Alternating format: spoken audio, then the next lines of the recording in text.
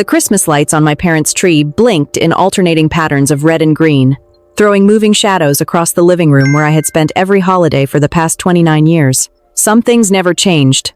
The ornaments were the same ones from my childhood. The angel on top still tilted slightly to the left, just as it always had. And my family's opinion of my life choices remained as fixed as the North Star. "Sarah, honey, have you updated your resume lately?" Mom called from the kitchen, her voice carrying that familiar blend of concern and disappointment I had learned to recognize by the age of 12. I carefully hung a silver bell on a lower branch. "I'm not job hunting, Mom." "Well, you should be." She emerged carrying a tray of cookies, the same sugar cookies she made every year, cut into the shapes of trees and stars. "You can't just keep floating from one thing to another. You're almost 30. "I'm aware of my age." Dad looked up from his newspaper, reading glasses balanced on his nose. "Your mother's right. It's time to settle down. Get a stable position somewhere. Maybe something in administration. Didn't your cousin Linda get you that interview at her insurance company?" "I didn't go to that interview." "Exactly the problem." He folded the newspaper with deliberate precision. "You can't be picky when you don't have steady employment. Any job is better than no job." My older brother Michael walked in from the garage, brushing snow off his shoulders. He had driven up from Boston with his wife Jennifer and their 2 kids. Michael was a dentist, successful, respected. Exactly the kind of son parents imagined when they dreamed about their children's futures. Talking about Sarah's job situation again? He grabbed a cookie and grinned. "What is it this time? Freelance consulting? Entrepreneur? Digital nomad?" "I have a job, Michael." "Right. The mysterious tech thing you never explain." He bit into the cookie. "Mom, these are perfect as always." Jennifer appeared behind him, guiding their 7-year-old twins toward the cookie tray. "Sarah, I saw on Facebook you haven't updated your LinkedIn in 2 years. That's not great for job hunting. I could help you optimize it if you want. I took a workshop on personal branding." "I appreciate that, but..." "She's being stubborn," Mom cut in. "She's been doing this for 3 years now. 3 years working from home on her laptop, never explaining what she actually does. No steady paycheck. We can see it's not sustainable." I had tried explaining, especially that first Christmas after I left my position as a senior software engineer at Microsoft to start Dataflow Solutions. I had tried to describe what we were building, a revolutionary data analytics platform using machine learning to help healthcare systems predict patient outcomes and optimize resource allocation. Mom had smiled politely and asked if I had considered going back to school to become a nurse instead. "Healthcare is stable, dear, and you'd be helping people." "I am helping people, Mom. Our platform helps hospitals save lives by..." "But it's not a real job, is it? Working from your apartment, no office, no benefits. What happens when you get sick? What about retirement?" That had been 3 years ago. Since then, I had stopped trying to explain. Dataflow Solutions had grown from just me, and my co-founder Lisa working out of my apartment, into a team of 85 employees across 3 offices. We had secured $180 million in Series B funding 8 months ago. Our client list included Johns Hopkins, Mayo Clinic, and Cleveland Clinic. Last month, the CDC had contracted us to build a national pandemic preparedness system, but my family still thought I was unemployed. "Sarah could come work at my practice," Michael offered, sprawling onto the couch. "I need someone to manage the front desk. It's not glamorous, but it's steady. Benefits. Paid vacation." "That's very kind, Michael." I adjusted another ornament. "But I'm fine where I am. Where you are is nowhere," Dad said. Not unkindly. "Just matter of fact. You're spinning your wheels. At your age, your mother and I had steady careers, a house, savings. You're still living in that tiny apartment. No husband, no clear career path." My tiny apartment was a 2-bedroom loft in Seattle's Capitol Hill neighborhood that I had purchased outright last year for $1.2 million. But they had only seen it once, briefly, and had focused mainly on how I could make better use of the second bedroom if I got a roommate to help with rent. I had not bothered correcting them. "Dinner's almost ready," Mom announced. "Sarah, could you set the table?" The dining room was already decorated, centerpiece arranged, good china out. I began placing silverware while the conversation drifted around me. Michael's successful practice, his kids' achievements in school, Jennifer's promotion to senior marketing director, my cousin's engagement to a lawyer. "And what about you, Sarah?" Aunt Carol asked as we sat down to dinner. She had arrived while I was in the kitchen, wrapped in a fur coat and trailing perfume. "What are you up to these days?" "She's between opportunities," Mom said quickly, passing the mashed potatoes. "But actively looking." "I'm not. The job market is tough," Aunt Carol said sympathetically. My neighbor's daughter was unemployed for 6 months. She finally found something at Starbucks. Not ideal, but at least it's income. Sarah's situation is different, Dad added, carving the turkey. She has a degree. Computer something. Computer science, I corrected. From MIT, right? Aunt Carol asked. So she's overqualified for most positions, Dad continued. But she doesn't have the practical experience employers want. He said this as if I were not sitting right there. It's a difficult position. Michael raised his wine glass. Here's hoping the new year brings better opportunities. They all drank to that. I ate my turkey in silence. After dinner, we moved back to the living room. The television was on, some news channel running holiday programming. Mom distributed presents while Dad poked at the fireplace, trying to get a proper blaze going. This is for you, Sarah. Mom handed me a wrapped box. Practical gift this year. We thought you might need it. I unwrapped it carefully. Inside was a leather portfolio case with a notepad, pen, and business card holder. The kind of thing you brought to job interviews. For when you start interviewing properly, Mom explained. First impressions matter. Thank you. There's something else. Dad reached behind the couch and pulled out an envelope. Your mother and I discussed it. We know money's probably tight. This should help tide you over, just until you get back on your feet. The check inside was for $5,000. Mom, Dad, I can't. We insist, Mom said firmly. You're our daughter. We're not going to let you struggle during the holidays. Use it for rent, groceries, whatever you need. And please, Sarah, really commit to finding something stable in January. No more of this freelance consultant nonsense. Michael leaned over, saw the check, and whistled. Generous. When I was your age, I was already established. Didn't need handouts. Michael, Jennifer said gently, I'm just saying. She needs motivation to get serious about her career. I folded the check and placed it back in the envelope, setting it on the coffee table. I appreciate the thought, but I don't need financial help. Pride isn't going to pay your bills, Dad said. Take the money. I'm not being prideful. I'm telling you, I don't need... Let's not do this, Mom interrupted. You say you're fine, but we never see evidence of it. No steady job. No career progression. No, the television volume suddenly jumped. My nephew had grabbed the remote and accidentally hit the volume button while reaching for a cookie. Then a sharp voice cut through the room. Breaking news this Christmas evening, and just like that, every eye in the room turned toward the screen. Message sunk. Tipto. Message 6. The screen had changed in an instant. The CNN logo blazed in red, and beneath it ran a headline that made the room seem to narrow around me. Mystery Tech founder revealed. The identity of the anonymous founder behind Dataflow Solutions, one of the fastest-growing healthcare technology companies in America, has finally been confirmed, the anchor said. My phone buzzed in my pocket. A text from Lisa. I know you're with family. I'm so sorry. The story leaked early.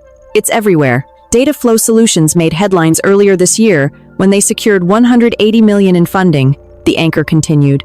The company's revolutionary healthcare analytics platform has been adopted by over 400 hospitals nationwide and is credited with saving an estimated 10,000 lives through improved patient outcome predictions. Mom reached for the remote. Let's find something more festive. Wait, Michael said, sitting up straighter. That company name sounds familiar. The founder, who has operated under strict anonymity for 3 years, has now been identified as 29-year-old Sarah Mitchell, a former Microsoft engineer who left her position 3 years ago to start the company from her Seattle apartment. The room went dead silent. Then my photo appeared on the screen. Not a casual photo. My official press portrait, the one we had taken last month for the Forbes technology feature that was not supposed to run until January. Somehow CNN had obtained it early. That's Sarah, Aunt Carol whispered, pointing at the screen as if she could not trust her own eyes. According to sources close to the company, Mitchell personally owns 68% of Dataflow Solutions, which at its current valuation of $2.1 billion makes her personal net worth approximately $1.4 billion. Dad's wine glass slipped from his hand. Red wine splashed across the carpet. No one moved to clean it. That can't be right, Mom whispered. Sarah? The broadcast rolled on. Mitchell, who graduated from MIT with degrees in computer science and biomedical engineering, began developing Dataflow's core technology while still employed at Microsoft. The platform uses advanced machine learning algorithms to analyze patient data in real time, helping healthcare providers predict complications, optimize treatment plans, and allocate resources more efficiently. They cut to footage of a hospital.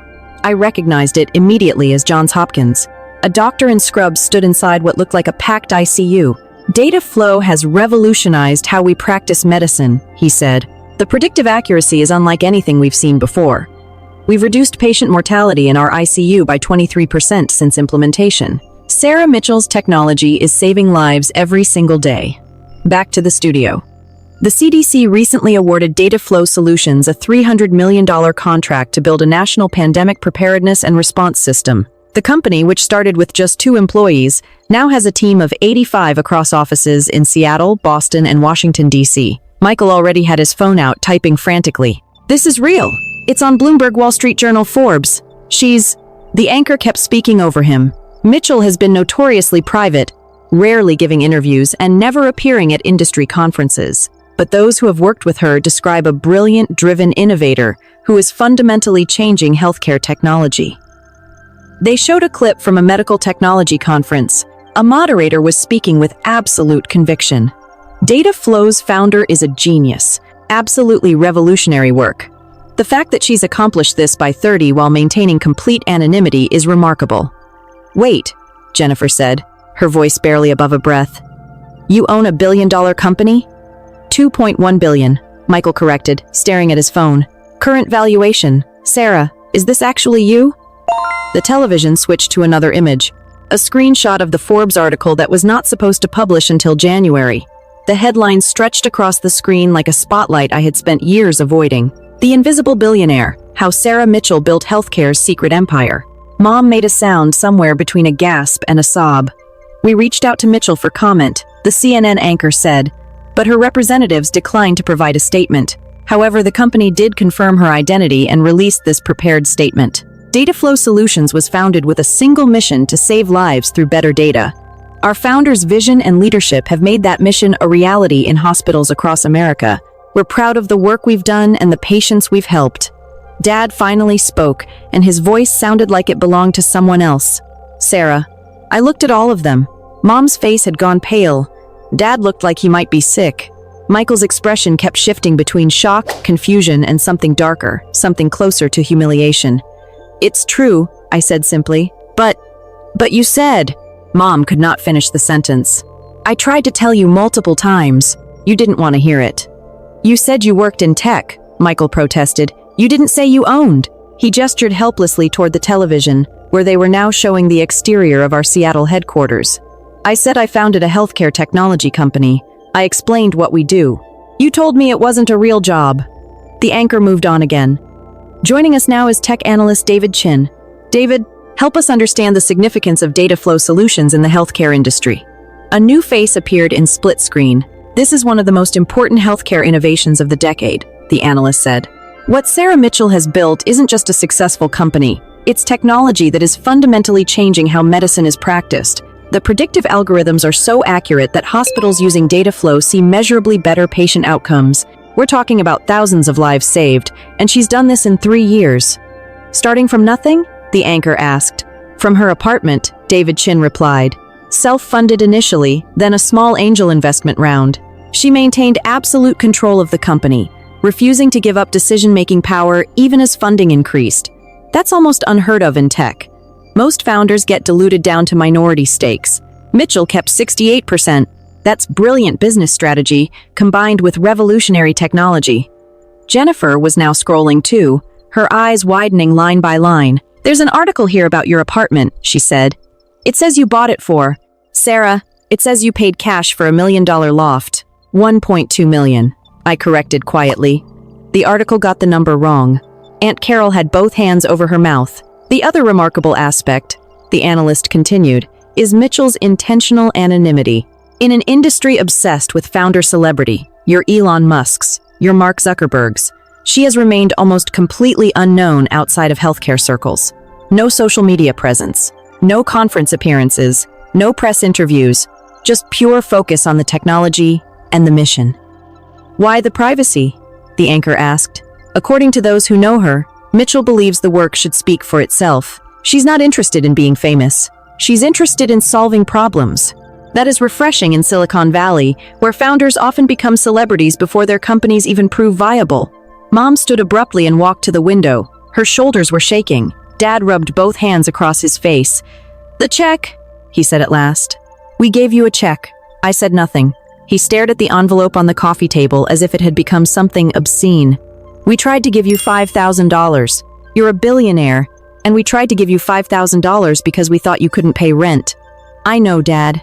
Michael kept reading, his voice flattening with disbelief.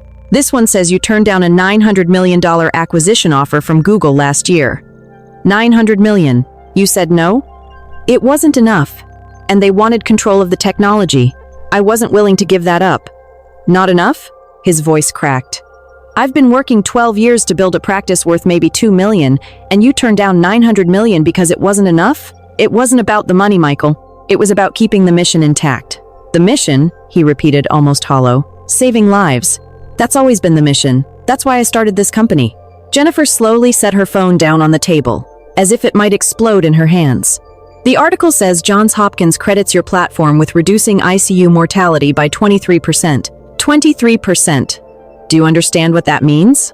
"Yes," I said.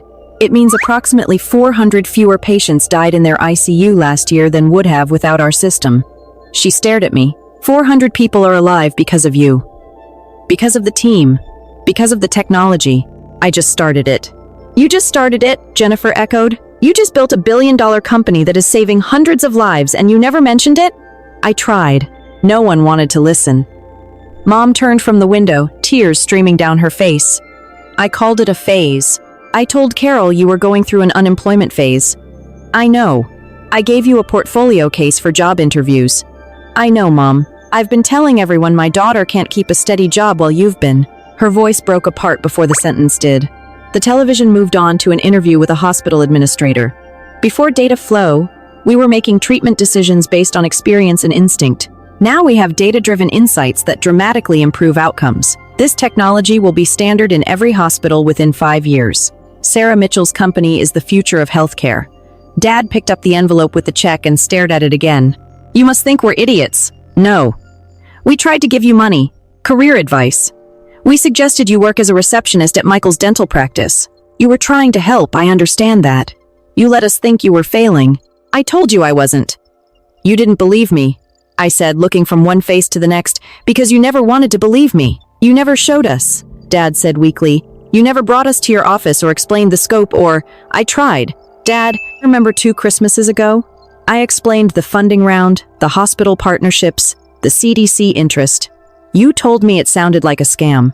You said I should be careful about get-rich-quick schemes and find a real job." He opened his mouth, then closed it.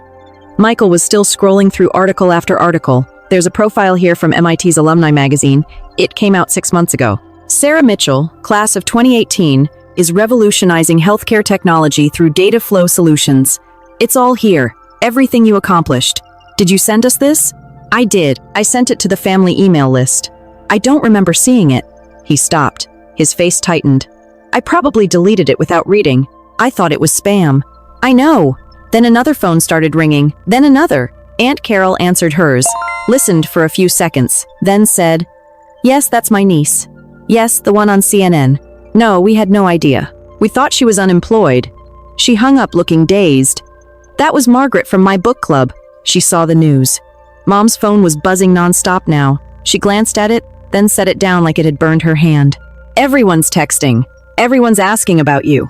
Asking why we never mentioned you were." She gestured helplessly toward the television.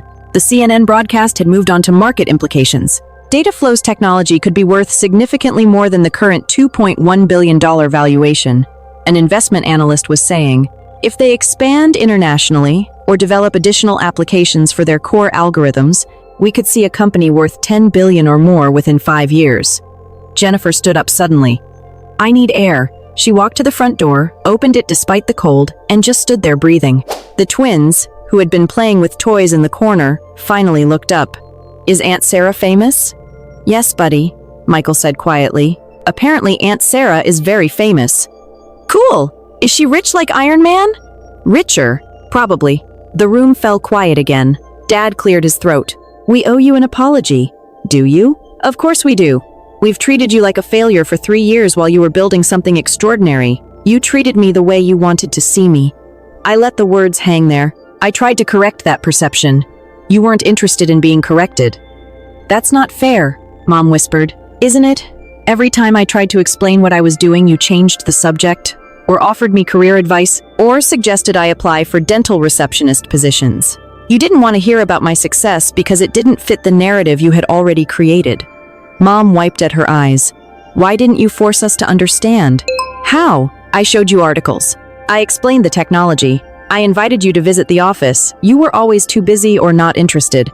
At a certain point, I realized you needed me to be the unsuccessful daughter. It made Michael's achievements stand out more. It gave you a project to fix. It was easier than accepting that maybe I actually knew what I was doing.